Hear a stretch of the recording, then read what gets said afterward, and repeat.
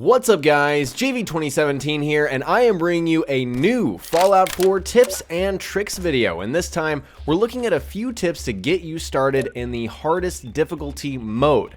And just a quick reminder guys, this is your hub for daily Fallout 4 content here on YouTube, so make sure to subscribe if you haven't already, and stay tuned on my channel for daily Fallout 4 tips and tricks videos. Today I'm going to share a few beginner's tips on survival mode, because I have a feeling many of you may be finding the game too easy at higher levels like I am, or you're looking to start a brand new playthrough and you want to check out survival. So in Fallout 4, barring any mods or self-imposed restrictions, survival is the hardest difficulty, and that means that the rules are different. So before we get into the beginner tips, let's talk about exactly how survival mode is more challenging. So the things that change when you turn on survival mode are that enemies take and dish out more damage than before.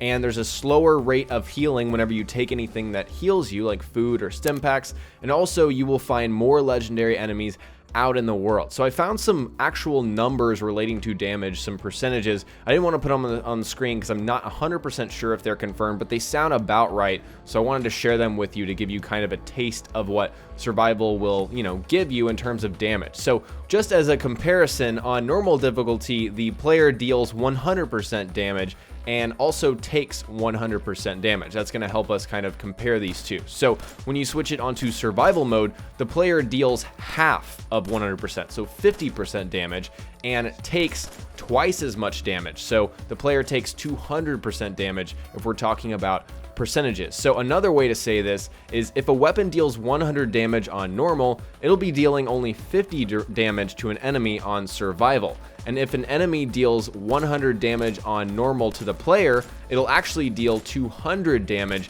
on survival mode. Another change is the slower rate of healing, and that's actually exclusive to survival mode. So you won't get that on hard mode, for example. You'll only get it if you're playing on survival. And I wish I could tell you how much slower this is, like a percentage, but wow, it seems like 10 times slower than normal. I mean, normally on normal mode, you would just pop a stim pack, and however much that stim pack would heal, depending on if you have medic or not, that would be healed, that percentage of health in like 3 seconds. It takes it feels like 30 seconds for the stim pack to completely affect you. So that is a huge difference and something you'll really notice on survival. And keep in mind, this affects radiation as well. So if you have radiation damage and you want to get rid of that with Radaway, it's going to take just as long as a stim pack takes, or eating food takes. It takes a very long time. So you can get overwhelmed by rads more quickly than normal if you're not careful. Again, you will run into more legendary enemies out there. So here's just a rough estimate. Say it took you every 30 to 45 minutes of playtime on normal mode to run into a legendary enemy. Now it'll be like every 15 to 20 minutes. That's a very rough estimate. There's no math behind that, but just as an example, there will be more legendaries to deal with, and that means more legendary drops, but at the cost of using more ammo, because again, enemies have more health. It takes longer to take them down, and you'll need more ammo to do so. And my final point is that experience gains do not change. So that's something that does not change at all. So the effects of intelligence, idiot savant, all of those, synergizing together. I made a video about how to level up fast using the perk system. That kind of, formula stays the same. But again, you will be leveling slower because of how long it takes to kill enemies and, complete activities as a result. Now we're on to the tips. And my first one is all about special and creating your character. And really, I want to advise you guys to place more emphasis on endurance for survivability and also on combat-based stats, because really the meat of the difference between survival and, let's just say, normal mode is that difference between how much damage you deal and how much damage you can take. And very simply, if you have higher endurance and survivability based perks, then you will be able to take more damage, more of a beating basically.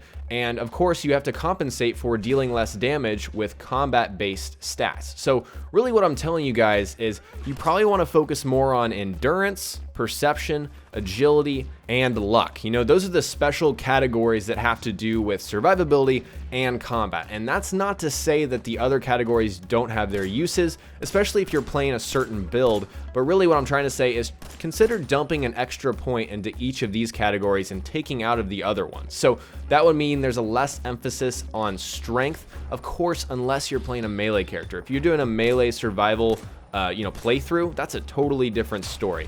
But again, carry weight is probably not going to be something you're emphasizing when you probably should be putting it into endurance or perception, agility, and luck for, your combat viability. Charisma is another category I would place less emphasis on, but again, you can use charisma to bypass certain situations to skip certain parts of quests entirely. So that's kind of a player judgment thing if you guys think that's more important than other stats. Then finally, intelligence. I think Idiot Savant is probably most useful on survival because you can place those extra points that you would have put in intelligence in other places. Now, a lot of people love intelligence. That won't be a popular opinion, I understand, but it's definitely something to think about if you want to have some more survivability or combat viability. My next tip has to do with perks, and character creation continues. So I kind of divided my useful survival mode perks into your survivability perks and your damage perks, because again, that's the main issue. You're taking more damage and you're dealing less damage. So in terms of survivability,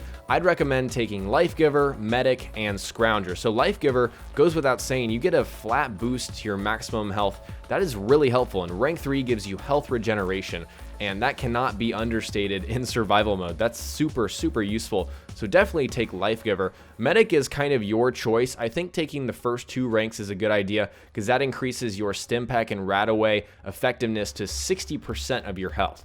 So that's really useful. And then Scrounger is another perk that I would just take almost immediately. Maybe at level 2, your first perk, I would take Scrounger because you find more ammo. You're again gonna have to spend more ammo killing enemies, especially legendary enemies. You don't want to run out of ammo on survival mode. And so Scrounger is something you definitely want to take immediately at each rank as they become available. In terms of damage perks, I would recommend the same basic strategy that I use on normal mode. Pick something that gives you a direct percentage bonus, for a certain type of weapon. So that would be Iron Fist for unarmed, Big Leagues for melee, Rifleman for rifles, Gunslinger for, non-automatic pistols, and then Commando for all automatic weapons. Pick one of those, stick to it, and take it as soon as you absolutely can. Another, good idea is Gun Nut, because you can change the receivers on your weapons, and of course that increases damage.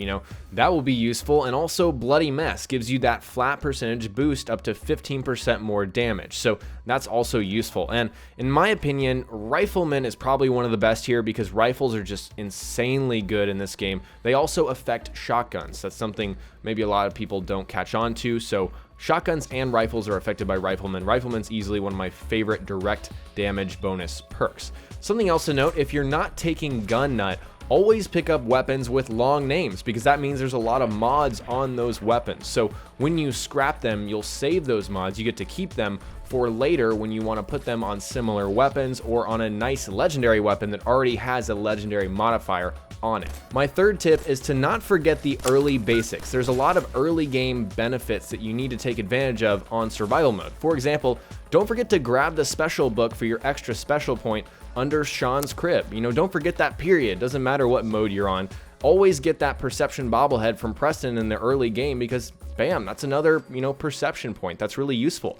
There's a lot of novice safes that are hidden around Sanctuary. There's also one underneath Red Rocket. Just be sure to get all of those. It'll get you some extra ammo in the beginning of the game, maybe a stim pack or 2. That's really useful. And also, take 30 minutes to an hour to just go ahead in your workshop at Sanctuary and get rid of everything. Scrap everything that you possibly can and then build a little bit. Use those materials to build because you get experience for building. And if you take Idiot Savant early, you could really capitalize on that and get, 3, 4, maybe 5 levels before you even go to meet Preston Garvey. That's a really nice little boost because the hardest part of survival will be the early levels. So if you get yourself a little bit of a boost in the beginning, that will definitely help out. Next, you want to always take advantage of your consumables and collectibles. So what I mean by consumables are your food, your chems, and sleeping will provide active temporary bonuses. So these things do wear off, but they're very useful in a small amount of time. There are a ton of different variety of foods that you can make at the cooking station that will, one, provide experience for you, and two, give you these nice little buffs that help in combat. Same thing goes with chems and the chemistry station. Chems are so good in this game, and I feel like they probably get ignored by a lot of people. Don't ignore them. And if you want to take chem resistant at endurance 4, and take a lot of chems, that'll really help you out in combat. Of course, sleep and lover's embrace will provide, some nice experience bonuses and get you to more perks quicker. That will just ease the grind of the first few levels in survival mode. And in terms of collectibles, you've got bobbleheads and magazines that you can collect out in the world that will give you passive bonuses. These are bonuses that you can take advantage of for the rest of the game. So it's nice to get those early. For example, intelligence bobblehead's kind of hard to get to, but that's nice early. Another example is a magazine that's in, I believe it's called the Sunshine Tidings Co-op or Sunny Tidings. It's south of Vault 111 and Sanctuary. It gives you double the amount of meat from animals when you kill them, and that's really useful for just making food, for getting the experience from the cooking station, and on and on. So another little tip I have for you guys is to eat before you go into combat. Of course, if you're playing on normal, that's not an issue. You've never had that problem before, but if you see your health is at like 50% or 75%, eat your food before combat, because again, your health regenerates so much more slowly than before. So you really want to watch your health before combat and use your consumables. Finally, my last tip is to adopt a more patient playstyle. Consider perks like sneak and awareness in order to evaluate situations before rushing into them.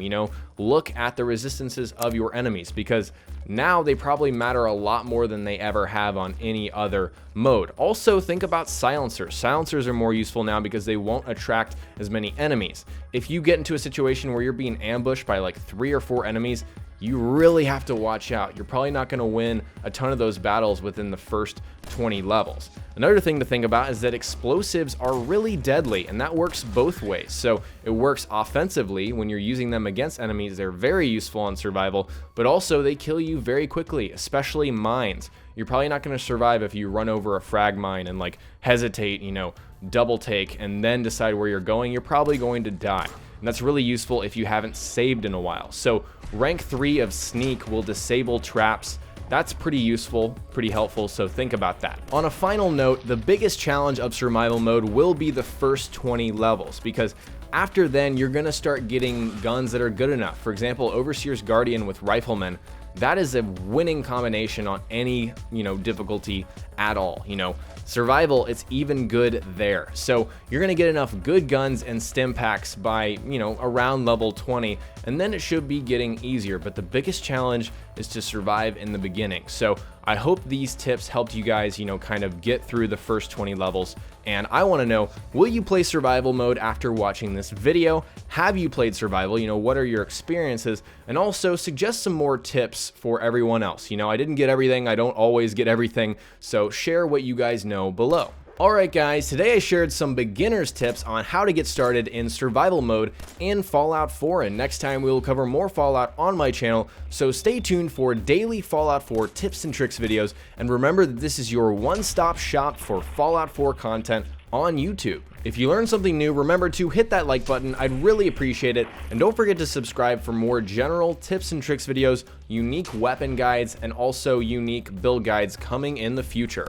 Talk to you guys next time. Peace.